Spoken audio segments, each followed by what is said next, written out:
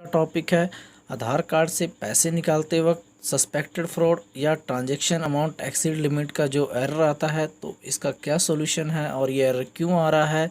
हमारे काफ़ी BC user जो हैं इसके लिए परेशान हैं। तो आइए हम इस वीडियो की शुरुआत करते हैं और इसमें सॉल्यूशन बताएंगे आपको। अगर आप इस चैनल पर नए हैं तो चैनल को सब्सक्राइब कीजिए, वीडियो को लाइक कीजिए और अपनी क्वेरीज कमेंट बॉक्स में पूछ सकते हैं। चलिए हम वीडियो की शुरुआत करते हैं। सबसे पहले हम आपको एक एग्जांपल देते हैं कि मेरे को जो एरर आ रहा है, तो अपने पोर्टल पे हम लेके चलते हैं सीधा और यहाँ पर पेटीएम बैंक एजेंट ऐप का मेरा जो है उस पर हम लॉगिन होते हैं और अपना एक ट्रांजैक्शन करते हैं बैंक ऑफ बड़ौदा का, और प्रॉब्लम आपको सेम फेस होगी, वो भी आपको दिखाया जाएगा।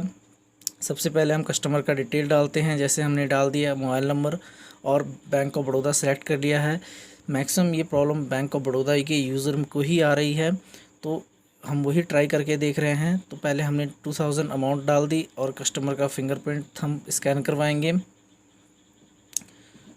थंब स्कैन करवाने के बाद जो हमारा एरर आएगा हम उसको भी आपको दिखाएंगे। जैसे हमारा यहाँ पर थंब स्कैन हो चुका है। अब देखिए थंब स्कैन हो चुका है, विड्रॉल रिक्वेस्ट फेल हो चुका है, इसमें लिखा आ रहा है कस्टमर अकाउंट ब्लॉक्ड। तो हमारा मेन प्रॉब्लम यहाँ पर ये है कि ये ऐसा क्यों आ रहा है, क्योंकि जो हमारे पुराने जो वीसी यूज़र थे वो क्या करते थे, कस्टमर का अकाउंट से पैसे कमीशन प्लस निकालते थे। जैसे 2000 निकालना है तो 2020 3030 रुपये निकाल लेते थे। इसी कारण से जितने भी ऐसे जो यूज़र बीसी यूज़र थे जो इस्तेमाल करते थे ऐसे ट्रांजैक्शन को, बैंक ऑफ बड़ौदा ने उनकी ट्रांजैक्शन और उनकी आईडीज़ को ब्लॉक कर दिया है। तो अब आइए हम अपने नए दूसरे ब्राउज़र से निकाल के देखते हैं और आपको दिखाते हैं कि इसमें सक्सेसफुल होता है कि नहीं होता है।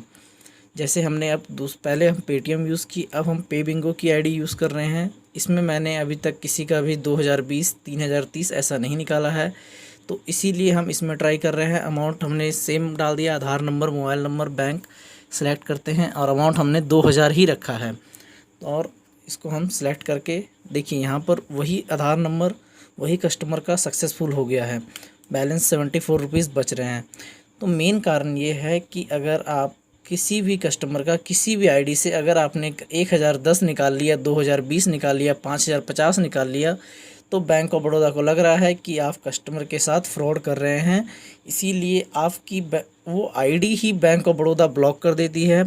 इसीलिए अगर आपको कस्टमर को सर्विस देना है तो आप कस्टमर से एक्स्ट्रा चार्ज जो लेते हैं जो एज़ पर कमीशन, तो आप कस्टमर से मांग के लीजिए या आप विड्रॉल की हुई अमाउंट से ही पेमेंट डिटेक्ट कीजिए, तो आपको ये प्रॉब्लम नहीं आएगी। और आपकी आईडी अगर ब्लॉक हो चुकी है तो आप एक न्यू आईडी परचेज़ कीजिए। Thanks for watching. जय हिंद।